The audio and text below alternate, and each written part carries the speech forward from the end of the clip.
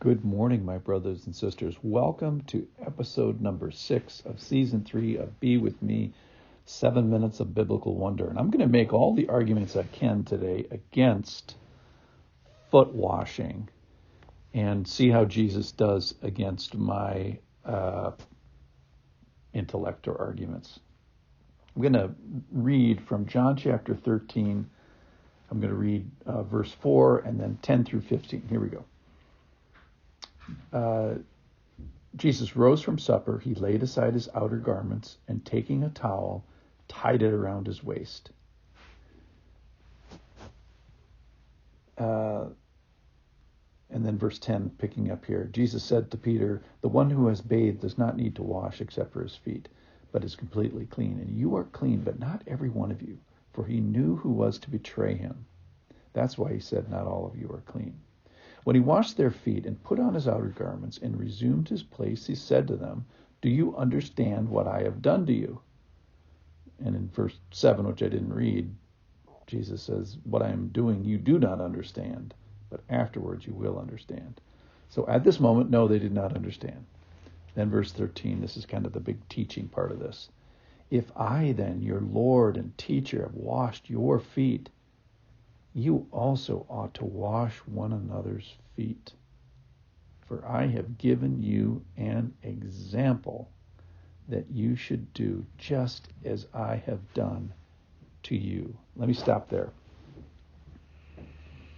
So let's first talk about ignorance. Lord, no one ever told me I was supposed to wash feet. Well, not only does he tell us that this is a good idea, but he shows us that this is a good idea.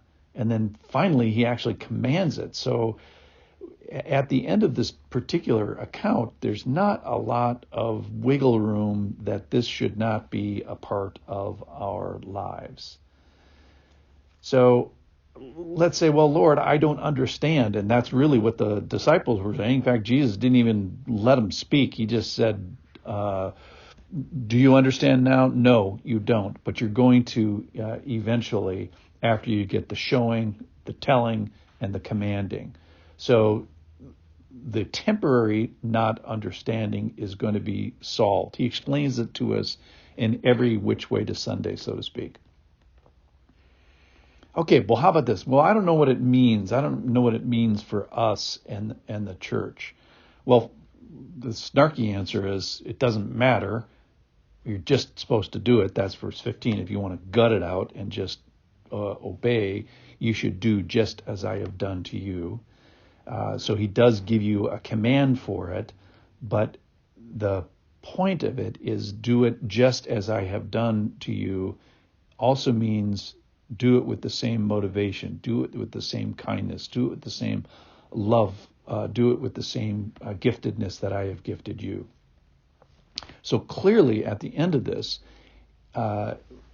we started with not understanding, and so then what does he do? He shows us, he demonstrates foot washing, and then he teaches us about what foot washing is. Then he commands us to do it in the same spirit, if you will, that he has been doing it. So clearly at the end of this, we are supposed to be finding some feet to wash. So here's another one of my arguments. Well, Lord, I don't know which feet to wash. What do you mean by that? Is this literal foot washing? And certain denominations have taken this literally, but certainly this is a figurative teaching. So what kind of feet am I supposed to be washing? Well, the crazy part of the story, and this is the part that you could only have with the Bible and you can only have with the Lord, is 1/12 of the feet that Jesus is wash are the feet of a betrayer. And 12/12 of the feet that Jesus washes are going to abandon him in just a couple of hours. So the whole room is full of at least abandoners, and to the worst, betrayers. So this whole thing about, Lord, I'd like to wait for the right foot to come along. I don't want these club-footed, deformed, degenerative, calloused, bunioned, dirty socks smelling, wart-infected, fractured, lacerated, tired, and weary dogs. I want some, quality feet. I want some non-stinky feet. I want some non-weary feet. And that certainly is not the message of this.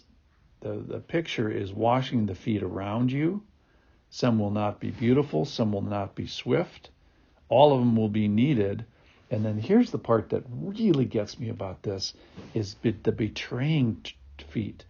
Is I know you have done me wrong. Jesus knows this about Judas before he washes his feet. Jesus knows that Judas is going to betray him, and he's invited to the Last Supper, and he's just hours away from fulfilling that prophecy of betrayal.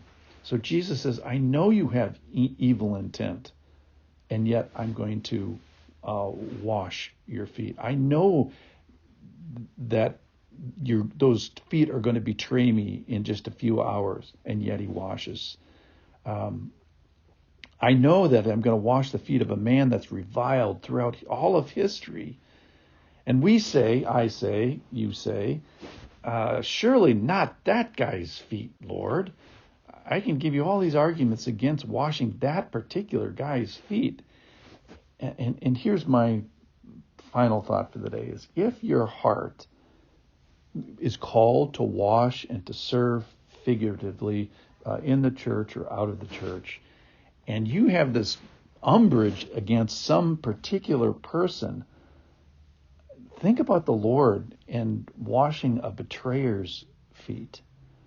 So if you have a betrayer in your life, or a knucklehead in your life, or an abandoner in your life, maybe that's exactly the person whose feet that we should be washing. So go out there and find the most deformed, degenerative, calloused, weary foot that you can, and maybe even a betrayer's foot. Let's find them and let's wash them. Thanks for listening.